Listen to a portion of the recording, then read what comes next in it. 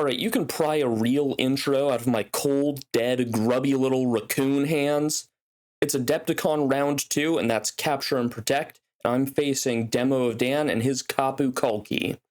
Now, during the lunch break, I told Thirst about my devious little plan where I would run my firefight list because I had the idea to over-infiltrate and place my Oniwabon lieutenant, with the table permitting, on the board as a camo marker right in front of the opponent's beacon and physically body block him from putting down mines or any other deployables with a trigger area covering his beacon. And as some dissenters have correctly pointed out, I am a complete lunatic. So anyway, things pretty much immediately fall apart. When I get to the table, the layout facilitates the idea.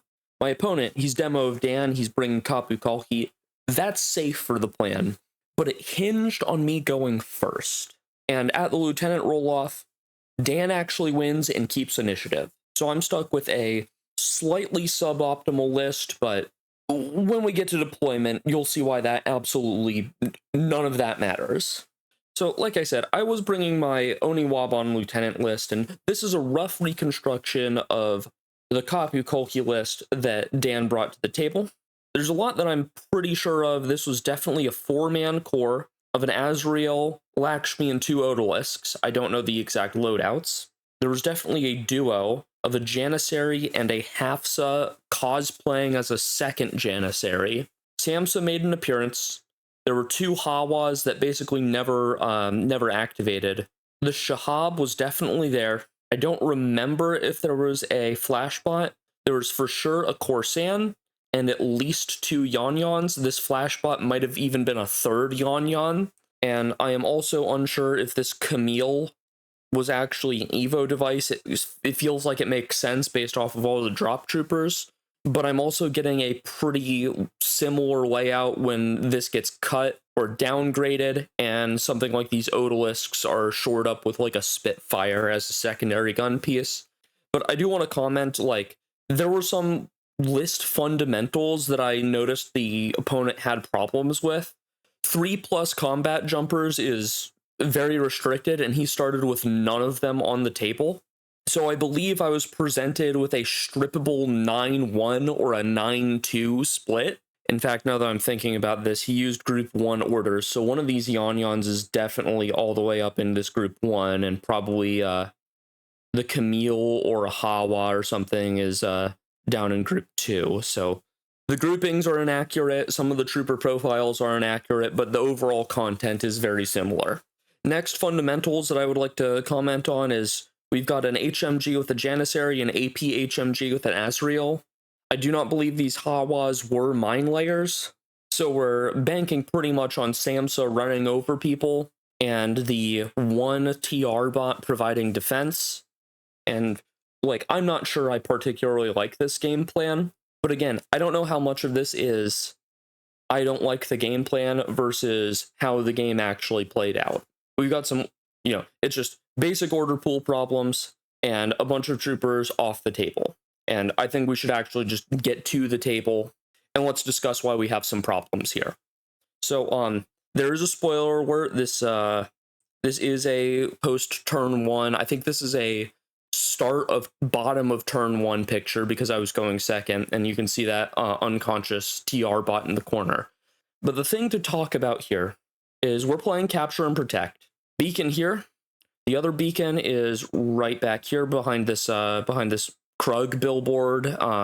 And, this is a very nice looking table. We've got some very much like not sponsoring me right now, MicroArts, beautiful terrain, whole city layout here. Right about now is the time where I'd say you could use my code if I had one. But, the way that this terrain is physically laid out on the table is extremely problematic, in my opinion. And you can definitely rearrange all the buildings to make things work, but let me dissect some of the big picture problems. First off, the back of this deployment zone, both corners are a little barren, and, that's whatever. There's basically nothing in the top corner here. I don't think that puts the table dead to rights. What I do think actually causes a lot of problems is, so we've got a hard cutoff corner here, and here, and here, and here, and here. All of these buildings, and I'm pretty sure there was one at the other backside, whatever, but, you know, all of those buildings touching the actual edge of the table mean that there is basically no route up the side. Every path up the side is forced into these kind of paths. And actually, let me clear everything out. Like I said, everything is forced through the center path here, here, here,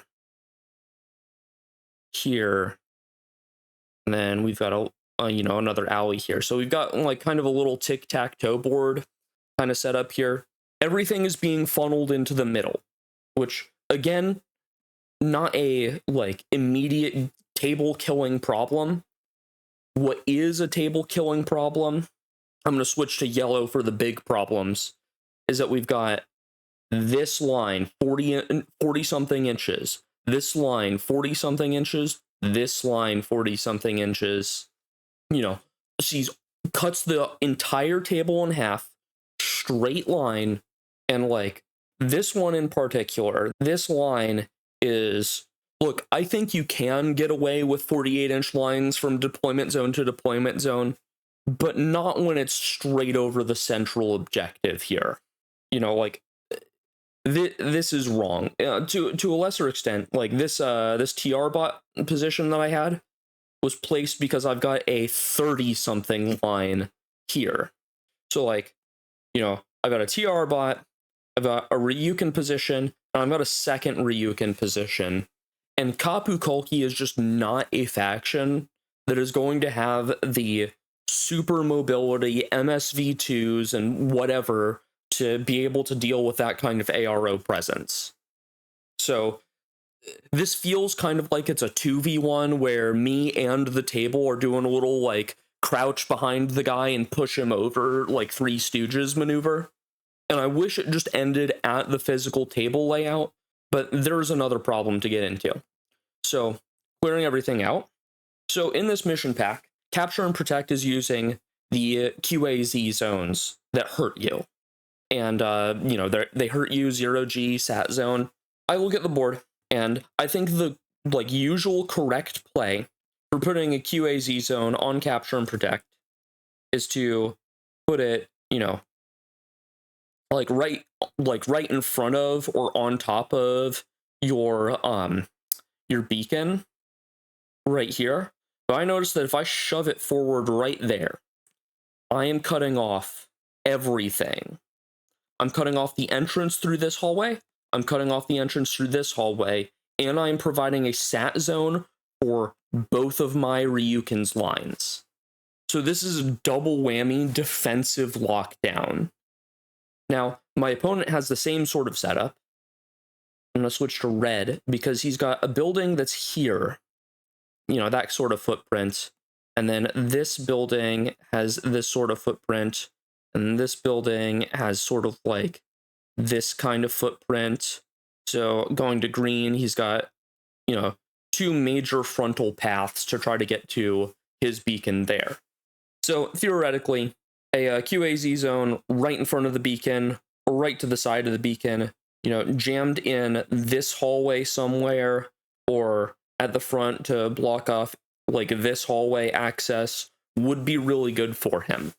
You know, maybe he didn't want to put it there because he thought about putting his TR bot, you know, up on this building, but he ends up putting the QAZ zone over here. And I think the thought process here is that this blocks off this front avenue and this front avenue. So for my ground-based troopers, I can only go out this side, and I have choked myself off through this area. I think that's the plan. And then he's got his own TR bot that looks down this corner, and he's got, you know, like a plan to put the Azrael link down here. So he's going to make this right side lane for me just an absolute hell zone to try to walk through. And I don't hate the idea, but it's kind of a double-edged sword because By cutting off this right flank, he also cuts off his only two ground-based avenues to get into my deployment zone, so he is also funneled into this right side. And if I am funneled through this right side, let me do this in green. I've got this side and up through the center here that are good ways to get to his beacon. If he is forced away from both of the QAZ zones, then he has to come all the way around and from the back to try to get to my beacon, and that's just, that's a rough position to put yourself in. All right, clearing the board one last time. So obviously, having lost initiative, I make the opponent deploy first, and basically here's what we see. Camo marker, these would be the two Hawas. Behind this building in the back, there is the Janissary and Hafsa link, the duo. And the Odalisk and Azraels and Lakshmi are behind this corner. The TR bot is on the second floor behind this pillar of a building. And he's looking down this way. He's got a short lane forward, and he's got a line down this way. Somewhere in these back corners, there is the Camille and or the Flash bot, and then he's got multiple troopers that are being deployed in combat droop, all the Yon-Yons and the Corsan. And he ends up reserving Samsa. I'm going to spoil it just now to get his deployment fully out of the way. I believe he tried to over-infiltrate Samsa into, somewhere in this kind of area-ish, or I think maybe behind here. But he ends up failing the roll, and Samsa, I believe, goes back on this left side when he gets finally placed, because he does a push on the opponent's left side, my right. But as for my counter deployment, I set up the real Ryukin here and a fake on the ground. I set a real Ryukin here and another fake here. There's a mine and another mine in this area, so all entrances to the front of my DZ are really covered. This is a camo marker here. That's the Kyojin killer, and he is putting a Flame and Spear line down here. So he's acting as an ARO again. But a flashbot, just, being a flashbot. My Oniwaban is tucked behind this blind corner. He's being overwatched by this TR bot. I believe this is the correct position for this Arigoto. I don't know if I started her further back or something, but I'm pretty sure she was locked right there. In this corner, I had a Tokusatsu engineer, and I also had a Keisotsu chump behind this corner, and I also had a Sohei on the ground behind this little Rem garage, whatever, being a template corner guard for the area. And the Shikami did get put prone down right there. And that's my whole right-hand flank. On the left-hand side, behind this building on the ground, I've got both the Tanko and the Evo baggage bot. And a Ruishi is deployed on the table here. And they're just in kind of reserved positions. I really didn't expect anything to really come across the table just because of the massive dominant ARO setup that I've got, and the deployables and, blah, blah, blah. So yeah, I feel like I've got this locked down. Now, I'm going to get into turn 1, and I did strip my opponent, so his order pool's a bit limited. He runs into a few immediate problems. I believe this Janissary HMG tries to peek and discover this Ryukin, and he realizes that he has to engage it because that's not just a Janissary, that is a Janissary towing his lieutenant, and if that Ryukin doesn't go down, then I always have the option to hit the second guy with the rocket launcher, or just, splash onto both of them, and voluntarily putting yourself in loss of lieutenant is not a good game plan.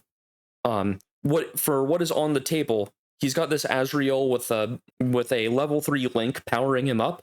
I think it unfortunately takes him about 2 to 3 orders for the Azrael to peek out and kill this TR bot. So he's left with a really limited set of orders to figure out what to do. I believe he started So this is why I believe the one of the Yon-Yons was in group 1, because he spent multiple orders on it, and it would not be possible with what I really saw in that group 2, unless he didn't assisted jump. I mean, shrug.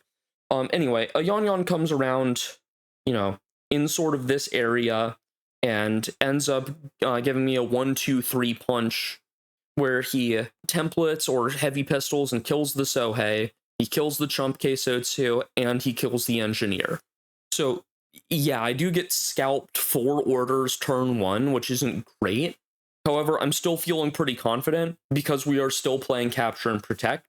And one thing that should be mentioned is, because this was back in April, we were playing with pre-Super Jump nerf.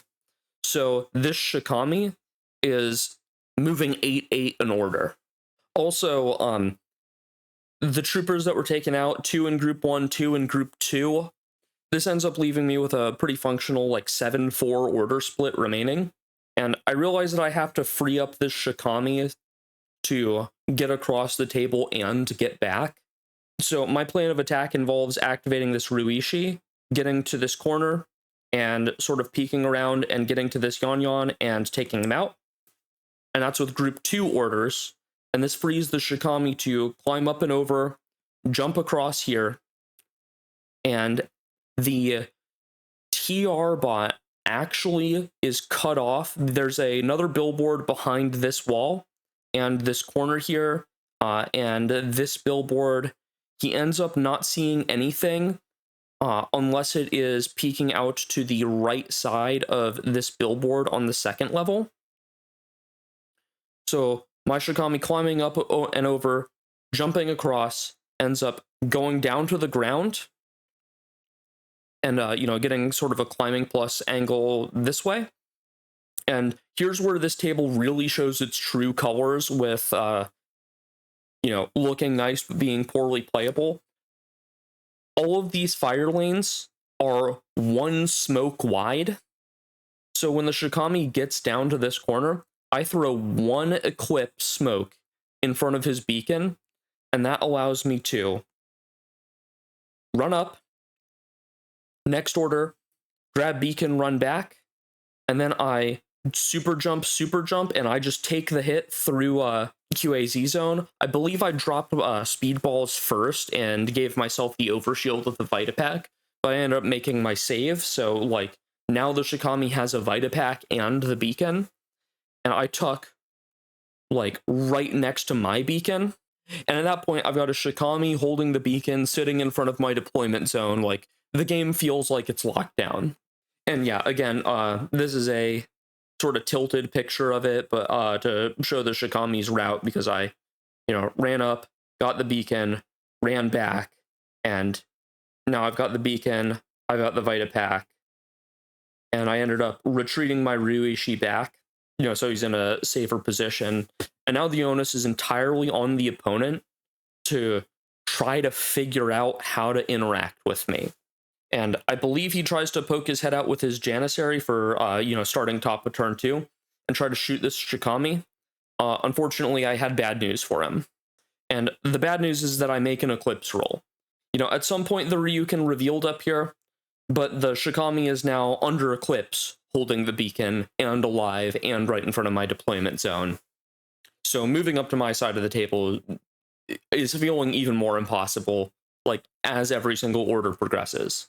But continuing on, this is I believe, bottom of 2 picture. I'm going to continue with the rest of the opponent's turn. So the Shikami is still locked in this position, but the Janissary does have a line onto the Ryukin, and after a couple of face-to-faces, my Ryukin ends up losing to the, overwhelming active turn burst 4 dice. I believe the opponent at this point tries to put down another Yon-Yon or 2, and these combat jumps end up failing, so these Yon-Yons are back in the corner. I believe he takes one out and tries to, use it to advance up here with some smoke in this area so that he can actually push the, Azrael team, forward and try to play the game, as it were. But unfortunately, he's in a bad situation and the dice aren't helping. We've all been there, but I think it was like 3 smokes that were missed on a Yon Fizz 14, and that is just disgusting and rough. Unfortunately, again, because of this table, if he does not get that smoke down, he is completely locked from walking across the board. It is just straight up never going to happen. So has to keep rolling and he has to keep trying. But I believe that's where we end the top of turn 2 with just my Ryukin being a casualty. I actually need to interrupt myself post-editing because I figured out order of operations I got wrong. This smoke did go down, Samsa did push forward, and he ended up engaging and killing an Aragoto that was in this position. So this Ruishi took its place, moving across at my bottom of turn 2. Now, my Shikami and Ruishi were pushed up, which happened in response to Samsa running up someplace around here. And I remember there was some sort of like, comedy of errors happening where the Ruishi missed a couple of mine dispensers on my turn, bottom of turn 2, and the Shikami were trying to like move around and try to interact with him. I believe what ends up actually happening is as my Shikami moves up, I end up throwing an Eclipse down, and I use my Oniwaban Lieutenant to run into the area and melee Samsa, and then run back and re-camo. The rest of my turn for bottom of turn 2 is I ended up like moving up and around with my Tanko to put some, preemptory disco balls in this area, and that Victor Messer token is a second disco ball, just so I have them prepped and ready to go in case I need them for turn 3, which I, don't think I will. And additionally, the Shikami dropped the beacon, and the Robio, the flash bot in the back, ended up picking it up and running it all the way to the absolute back corner of my deployment zone. So we go into the remainder of turn 3, and at this point, the best the opponent can do to, actually put some points on the board is to try to get the robot to drop the beacon down at the bottom here, and he ends up using the Corsair. Hera DZ is like right on the corner of the ground here, climbs up, shotguns the robot down, and makes him drop it, because that's what happens when you back arc shotgun someone. He also tried to do some damage walking across here. No more relying on the smoke. He just pushes out the Azrael. I do reveal the Ryukin to, try to shut him down. Azrael does end up winning the face-to-face and taking out my second Ryukin. However, we're in another situation of there were a couple of orders spent here, so now he just does not have the gas to fully invade my deployment zone and, get to my beacon or recapture his own beacon. So his core team is kind of left, between these two buildings on the ground back here. And, my bottom of turn 3 response, I have my Tanko walk up, just casually grab and touch this beacon. And I believe I light shotgun the Corsair that is sitting on this building. And like we both my opponent and I know that the game is completely over at this point. However, I do make the push just for objective points, which is why I even bothered pushing the Tanko up here. I have my Shikami run out and about and just get to this position. I had a objective card for, it was the classified, I forget the name. It's the elite does a whip check on the opponent's side of the board. But anyway, with that, we are at a clean 10-0 sweep. And I think we can talk about what actually needed to happen this game. And I think it starts pre-game, pre-deployment, keeping the same lists. The Yons definitely need to be on the table and, kind of in these sort of areas or maybe behind this corner, at least 2 of them. So that there is some path to try to smoke off, this area and this area, because once that happens, then the Janissary can move up, take sort of this position. The Azrael team can move up and collapse through this area and try to actually do some damage, because okay, having the Azrael HMG be in melee range is not great. However, the Odalisks that are following him, their entire job is to be extremely annoying to take out. And if they can actually make that push, then that's pretty effective bodyguarding, I think. Next ideas. I think Samsa actually ended up threading through this needle after a smoke did go down at one point. but I think you need to use him sort of as a sacrificial pawn and, like, either jump across these buildings or thread through the bottom, and then force me to either, make a commitment with a response or not response from these camo markers. Because clearly the best case scenario is that Samsa goes across and lives after the camo markers have been revealed by missing their shots. But even a worst case scenario of Samsa jumping across and immediately getting splatted by a flame and spear and a rocket launcher, by revealing these markers, it allows the Azrael an opportunity to corner peek and start, trying to put some shots into him. And okay, it's not favorable, but you do have weight of dice on your advantage. And once these guys are gone, they're gone. And like reiterating the fact, once they're gone, and you have the ability to funnel through these areas and start getting into, my back line. So to that same effect, I think the Hawas being up on these corners is also a mistake. Specifically, this one on my right-hand side, is he is completely isolated on that roof and he is functionally not playing the game. I think that specifically going first, he needs to be on the ground and also planning on getting through this area and just trying to do some damage, from the bottom floor. Because I do remember asking my opponent what the line of fire on these camo markers were, and he said both were prone. And once he did, I realized that the whole table is open because he's functionally null deployed. And the only thing that was ever going to stop me from casually waltzing straight up, grabbing the beacon, and then running straight back was this TR bot. And the Shikami has two very good answers for the TR bot. Obviously, I went with the super safe smoke option. The only reason I did that was because of the convenience. I wasn't in a position with at the end of one of my orders to see the TR bot on a first skill move, so I just said screw it, I'm gonna throw a smoke down. However, if I was able to get to this corner and see the TR bot at the same time, I believe I would have just done my multi-rifle thing and tried to take it out. The natural predator of a TR bot is mimetism, and if you're throwing Mim 6 on a 0 band shot and cover, or even without cover, from like trying to super jump or whatever, that's still a modified -9. He's shooting back 4 2s, and when you're living in that world, then the TR bot is dodging. Additionally, with this marker specifically being prone, it really made me not fear anything coming from the back arc or the side of my Shikami when I was trying to push up. Now, also, going back to this building, it cuts off the Azrael's line of fire to the front of the beacon, so I didn't have to be afraid of that.